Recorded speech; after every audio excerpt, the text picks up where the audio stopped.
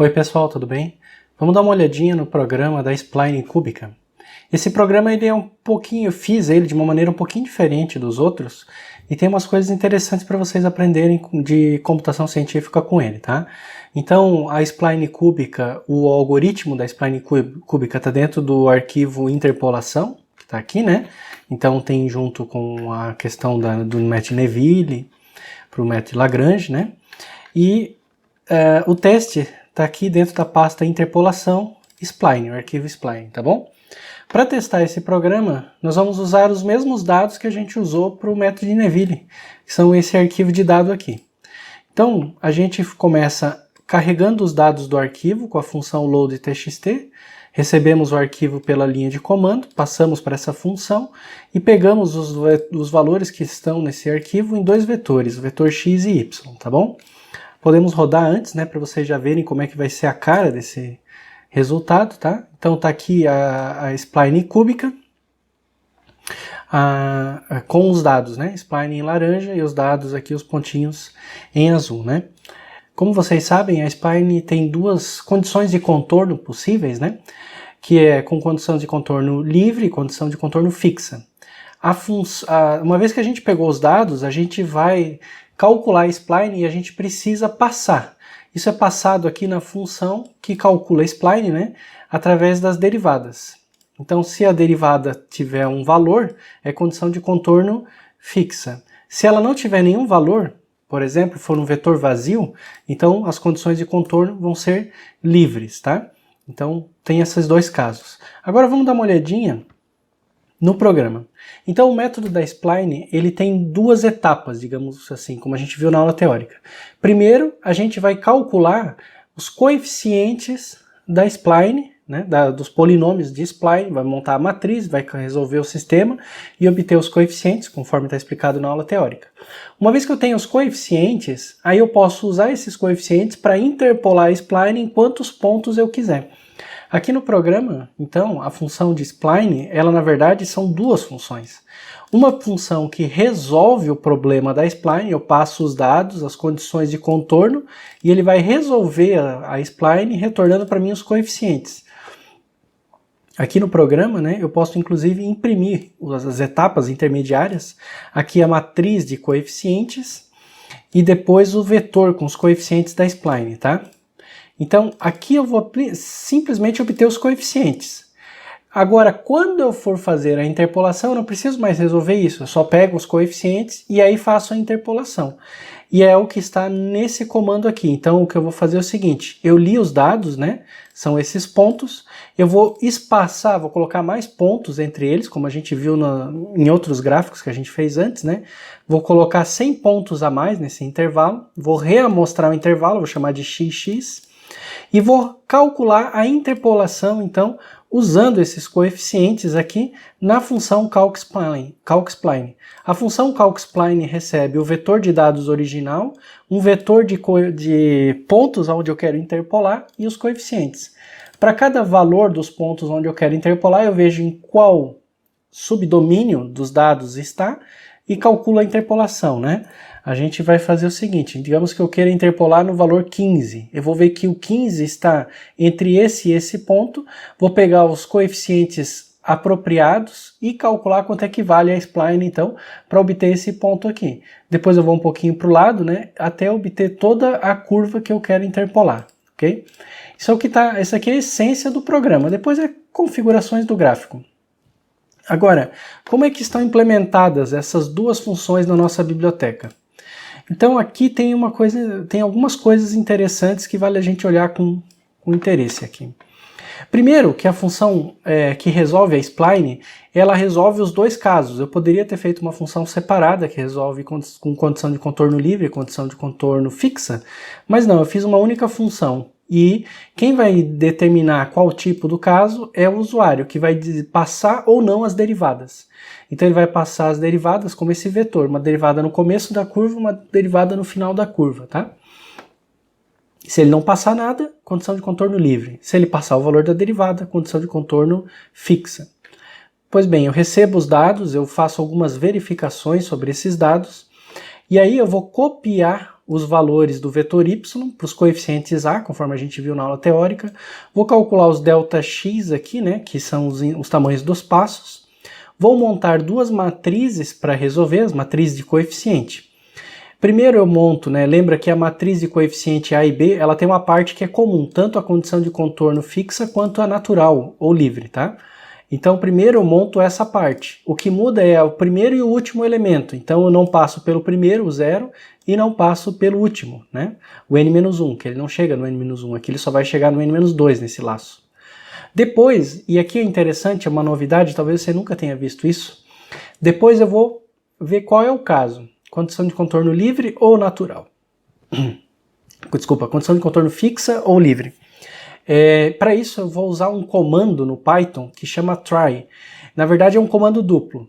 É um try e um except. Isso daqui é uma técnica, né, que a gente chama de tratar os erros. A gente consegue tratar erros. Quando a gente tem isso é muito interessante nos programas numéricos. Quando a gente tem um problema numérico, às vezes dá uma divisão por zero, pode acontecer por um bug, mas também pode ser algo previsível no programa. Em determinadas situações eu vou ter uma divisão por zero.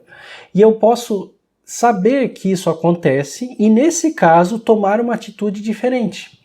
Então, antes da gente ter uma falha no programa, eu pego esse erro e trato esse erro. E trato ele como uma exceção. O Python permite isso, o C++ permite isso, linguagens modernas permitem o tratamento de exceções, tá? O C não permite fazer.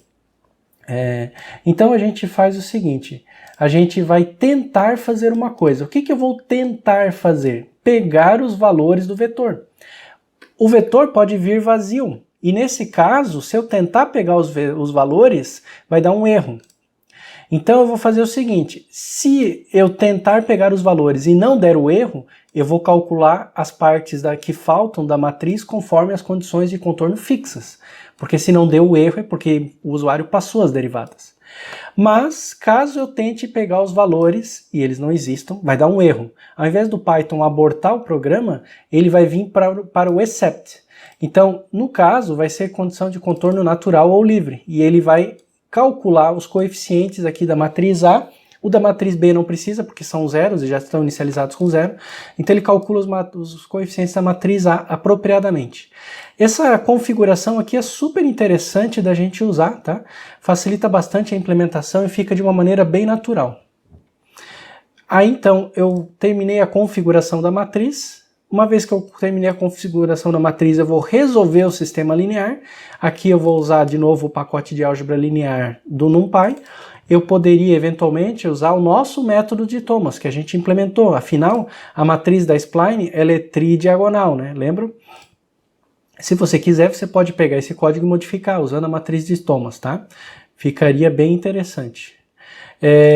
Depois que eu resolvi o sistema linear, eu vou calcular os vetores B e D de acordo com as equações que a gente viu na sala de aula e que estão no slide da spline. Nem preciso abrir aqui porque é imediata a implementação daqueles vetores, né?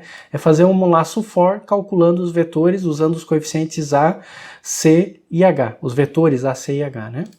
Depois, se o usuário pediu para imprimir o passo a passo, ele vai imprimir. Caso contrário, ele vai guardar todos os coeficientes numa matriz, para retornar apenas a matriz.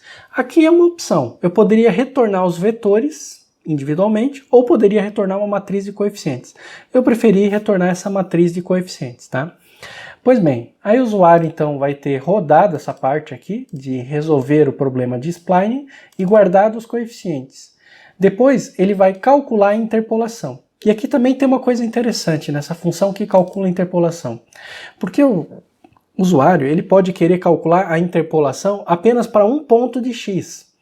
Então, o ponto x, onde ele está querendo calcular, né, ele tem os vetores de dados e ele vai querer calcular para um ponto. Então, esse ponto seria um único ponto. Agora, o usual não é que ele trabalhe assim. O usual é que ele queira calcular em vários pontos. Então eu tenho duas maneiras de implementar essa função que calcula a spline. Ou é uma função que recebe um ponto flutuante, para calcular a interpolação só num lugar, ou é uma função que recebe um vetor de pontos flutuantes, para calcular a interpolação em vários lugares. A gente poderia implementar uma função para ponto flutuante, outra função para vetor. Ou implementar só uma função para ponto flutuante e o usuário, quando quisesse chamar a função, fizesse um laço for. Mas não está muito legal fazer desse jeito. Então, o Python permite que eu implemente uma única função e que dentro da função eu decida que tipo de comportamento ela vai ter. Então, eu vou implementar uma única função que vai receber o vetor de dados e o vetor com o ponto a ser interpolado e a matriz de coeficientes, tá?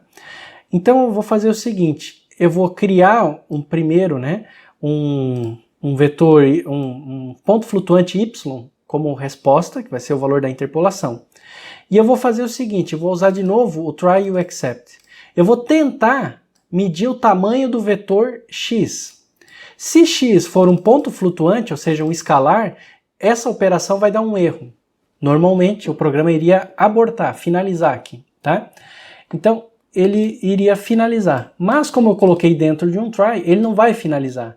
Se for um escalar, só apenas um float, isso aqui vai disparar um erro e eu vou vir para essa parte aqui, tá? Que vai fazer o seguinte, você mandou só um valor, só um ponto flutuante, então eu vou fazer o seguinte, eu vou procurar em que intervalo está esse ponto flutuante. Porque lembra que a matriz de spline, né, cada intervalo é um polinômio, então ele vai ver se o meu ponto flutuante está aqui, em qual intervalo ele está. Depois ele vai ver em qual intervalo está, vai pegar os coeficientes apropriados. Tá no intervalo aqui, eu vou usar esses coeficientes. Então ele faz uma busca dentro do vetor x minúsculo, atrás do valor x. Pode ser que o x esteja fora do intervalo, né? Seja lá no último. Então, daí só nesse caso aqui eu só coloco, né, a posição como lá na última, né? Se não, o normal é que esteja dentro. Eu já sei em que intervalo está.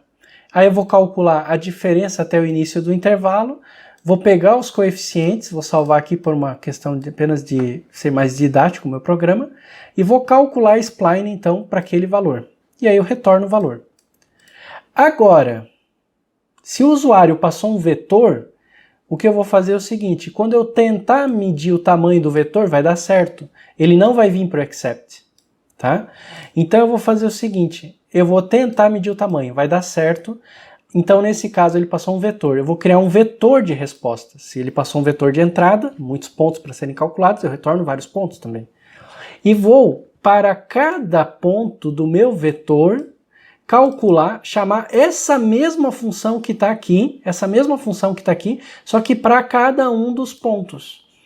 Então, isso é uma espécie, né, de função que chama a si mesma. Não é exatamente assim, né? Em programação isso se chama recursividade. Ela não é exatamente recursiva porque ela não se chama indefinidamente ou muitas vezes. Ela vai chamar apenas, de novo, uma única vez para cada posição. É bem controlado isso. A recursividade não é um parâmetro, não é um tipo de atributo muito bom para se usar em cálculo numérico. Porque a recursividade, você deve ter visto isso em programação, por exemplo, recursividade para calcular números fatoriais.